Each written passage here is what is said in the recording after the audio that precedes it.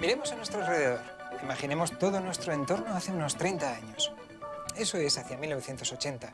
Sé que no habíais nacido, pero es un esfuerzo interesante. Parémonos a pensar qué no teníamos y qué tenemos ahora en nuestra vida cotidiana. ¿Coches? Había, claro, pero no tenían incorporado airbag ni GPS, por ejemplo. ¿Teléfonos? Había, claro, pero les encontrabas por la calle y tenían cables como los fijos que van quedando. ¿Reproductores de música? Había, claro, pero salvo algunos enormes Walkmans, todos eran grandes y pesados, difíciles de llevar. Los tenías que poner al hombro y por eso les llamaban loros. ¿Televisores? Por supuesto, basados en tubos de rayos catódicos y recibiendo señales analógicas a través de antenas. Parémonos a pensar qué ha hecho transformar tantas cosas, tanto y en tan relativamente poco tiempo. Si uno va buceando en las respuestas, se encuentra seguro con la electrónica digital y la analógica. Los componentes cada vez menores y, en última instancia, los materiales semiconductores. A partir de los años 70, la microelectrónica fue posible gracias a ellos. En especial, el hecho de poder hacer dispositivos extraordinariamente pequeños, cada vez más pequeños y cada vez más eficaces en sus funciones, lo que ha permitido la miniaturización creciente de toda la electrónica que nos rodea. El móvil más simple que puede caernos en las manos hoy lleva más electrónica dentro que algunas de las ondas lanzadas por el ser humano que en este momento alcanzan los confines del sistema solar. En esta colección de vídeos iremos descubriendo la electrónica analógica, empezando por estas raíces, que son los materiales semiconductores, para ir describiendo todo el árbol de dispositivos clásicos que surgieron de su uso. También presentaremos ideas prácticas para que podáis manejaros adecuadamente en el laboratorio. En particular, en este vídeo mostraremos cuáles son los materiales semiconductores y cómo se caracterizan. Un trozo de material policristalino, después de transformado en lingote y acabando en una oblea, como ya vimos en Fundamentos de Ingeniería Electrónica, permite la creación de los dispositivos que estudiaremos. Aquí vemos las diferencias entre un conductor, un aislante y un semiconductor. Un conductor es un material que conduce la electricidad. Posee electrones libres que no están ligados a los átomos y forma enlaces metálicos. El cobre es el ejemplo más típico. El aislante no conduce y no posee electrones libres, compartiendo sus electrones mediante enlaces covalentes. El semiconductor es un intermedio entre conductor y aislante. Conduce cuando hay portadores de carga libres, bien negativas o positivas, y procede del aislante en condiciones particulares. La principal diferencia se aprecia en esta figura, donde observamos que un aislante tiene una banda prohibida de energía entre la banda de valencia y la de conducción, muy difícil de saltar por parte de un electrón o de un portador. El conductor tiene ambas bandas solapadas. Este pequeño gap que aparece en el semiconductor es el que nos permitirá jugar con la conducción. Vamos a ver qué es un semiconductor intrínseco. Básicamente, el silicio es un semiconductor intrínseco. Aquí vemos la estructura típica del silicio. Los átomos de silicio se organizan en disposiciones tetraédricas como estas, pero una forma más sencilla quizá de verlo es imaginarnos el átomo de silicio como un núcleo y alrededor del núcleo toda la nube de electrones, de los electrones que ya están en sus respectivos niveles atómicos, y finalmente el último nivel en el que aparecen 4 electrones. Esta banda energética debería estar rellena de 8 electrones, sin embargo solamente tiene 4. Lo que hace el silicio es compartir mediante enlaces covalentes estos 4 electrones con los electrones de átomos de silicio que estén alrededor suyo. La disposición tetraédrica se ve aquí en una forma plana que nos va a ayudar a comprender lo que hemos hecho. Por ejemplo, este átomo de silicio comparte sus 4 electrones con los átomos que están alrededor.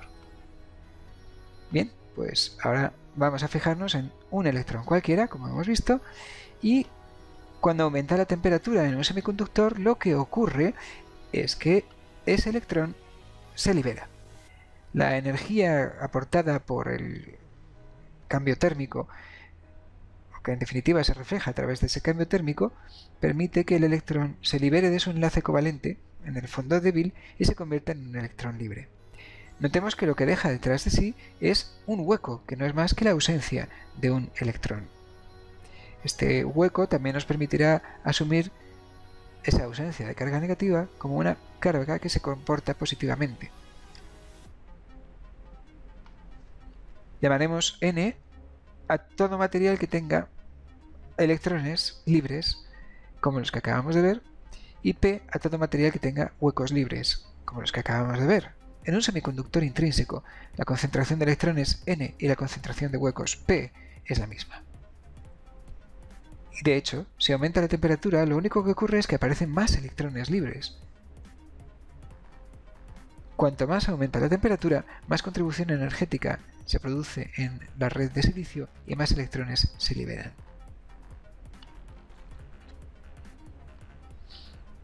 En resumen, por temperatura se generan portadores de carga libre, pares electrón-hueco, entre la banda de valencia y la banda de conducción. Notemos que en un semiconductor, cuando aumenta la temperatura, se producen más portadores libres. Se puede decir que en equilibrio térmico se igualan la generación y recombinación de pares electrón-hueco, ya que los electrones que hemos visto libres pueden caer en cualquier momento en un hueco libre. Vamos a ver ahora un semiconductor extrínseco. Un semiconductor extrínseco es aquel que está dopado con un elemento diferente de la tabla periódica. Aquí vemos la tabla periódica, que ya conoceréis, y como podemos observar, el silicio, el germanio, son los semiconductores intrínsecos. También combinaciones entre, por ejemplo, los que están en la columna 13 y la columna 15, como arseniuro de galio, por ejemplo. Bien, si a una red de átomos de silicio le insertamos algún elemento, algún átomo de los elementos que están en la columna 15 y en la columna 13, estaremos dopando el material. Veamos qué es lo que ocurre en estos casos. Observemos que la colocación de la tabla periódica es tal que, si os recordáis, en la última capa hay un electrón más para toda esta columna y un electrón menos para toda esta otra. Partamos pues de un silicio tipo N que consiste en una red como la que hemos visto de silicio en la que por difusión ha logrado meterse un átomo de fósforo. Este átomo de fósforo, como vemos, tiene un electrón más que no encaja en los enlaces covalentes de los átomos de silicio que ofrecen los átomos de silicio que tienen alrededor. Este electrón queda libre fácilmente. Si esto se hace en unos cuantos átomos de fósforo dentro de una red de silicio mucho mayor, al final acabaremos teniendo un montón de electrones libres. Eso es un silicio tipo N, donde hay electrones extra que están libres porque no encajan en ninguno de los enlaces covalentes. Observemos también el átomo de fósforo. ¿Qué es lo que ha ocurrido?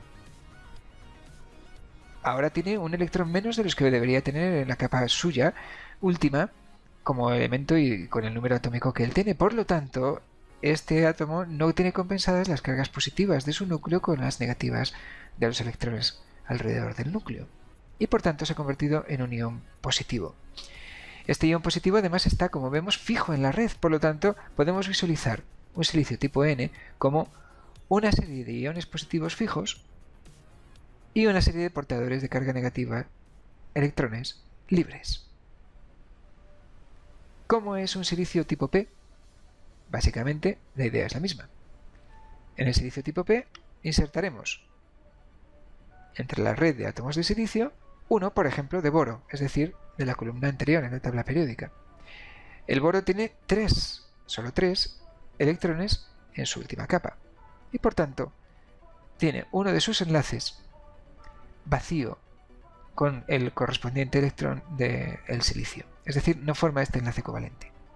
Por lo tanto, este hueco está libre y en cualquier momento un electrón que esté cerca puede caer en él, dejando detrás de sí otro hueco. Otro electrón que esté cerca puede caer en él, dejando detrás de sí otro hueco. Otro electrón que esté cerca puede caer en ese hueco, dejando detrás de sí otro hueco. Este proceso son lo que ya hemos llamado antes recombinaciones de electrón-hueco, recombinaciones de pares de electrón-hueco. Como hemos visto, técnicamente hablando, es como si el hueco se hubiera desplazado por el material. Y por tanto, se puede asumir que esta carga, o mejor, ausencia de carga negativa, se comporta como una carga positiva. que se mueve de manera contraria a lo que haría un electrón. Este es el hueco extra que ha aparecido. Observemos además que el átomo de boro, que antes tendría 3 electrones para estar completo en su última capa, ahora tiene un electrón de más. Esto significa que al final tendremos una serie de iones negativos fijos en la red y huecos libres que pueden moverse por el material. Son los portadores de carga positiva libres. Hemos visualizado, por tanto, un semiconductor extrínseco como una serie de iones, tanto positivos como negativos, que respectivamente tienen portadores libres negativos y positivos. En resumen, por dopaje con otro elemento se generan portadores de carga libres. El otro elemento aporta bien huecos en un semiconductor de tipo P o bien electrones en un semiconductor de tipo N. La conducción se hace preferentemente por electrones en un semiconductor N o por huecos en un semiconductor P. De aquí a fabricar dispositivos solo nos queda un paso: utilizar máscaras para, por ejemplo, crear un inversor a partir de 2 transistores. Para eso, lo único que hay que hacer es colocar ciertas máscaras encima de la oblea de silicio, proyectar a lo largo de una serie de procesos en que cada uno de esos procesos conlleva una máscara el patrón que se quiere crear y posteriormente revelar la oblea de silicio tras haberla dopado convenientemente con estos materiales. Por ejemplo, aquí en este transistor NMOS estaremos dopando con una zona N esta zona. En este transistor tipo P estaremos dopando con una zona P esta otra zona. Estas etapas de máscaras y de fabricación os recuerdo que las vimos en Fundamentos de Ingeniería Electrónica. Finalmente vamos a ver cómo se producen las corrientes de portadores en un semiconductor. Existen 2 tipos, las de difusión y las de arrastre. Imaginemos las de difusión. Partamos de un semiconductor de tipo el que queráis, pongamos N, en el cual hay un montón de electrones, por ejemplo, que se han creado en una capa, por aquí. Por ejemplo, porque se han difundido átomos correspondientes de fósforo en esta zona. En esta zona habrá, como veis, muchos electrones. Por esta otra zona, no. Simplemente por la mera repulsión entre estos electrones que se repelen entre sí, porque son cargas negativas todas, acabaremos teniendo un material en el que los electrones se han esparcido. Técnicamente ha habido una corriente de difusión, en este caso hacia la derecha. Si existe un gradiente de portadores, aparece esta corriente. Pensemos ahora en la corriente de arrastre. Partamos de un semiconductor como el que hemos visto antes, por ejemplo este tipo N, al que aplicamos un campo eléctrico, en este sentido, de izquierda a derecha. El electrón libre tenderá a moverse, por tanto, empujado por este campo eléctrico de derecha a izquierda. Y como hemos visto, cualquier otro electrón también querrá hacerlo. Si tiene un hueco libre por aquí, por ejemplo, simplemente abandonará su enlace y se recombinará con este hueco. Técnicamente estamos viendo una corriente de electrones que se mueven hacia la izquierda y una corriente de huecos que van pasando hacia la derecha.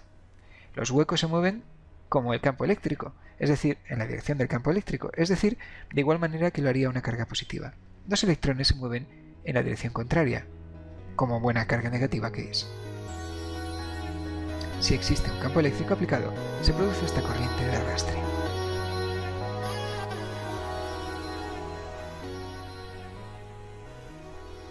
Hasta el próximo vídeo.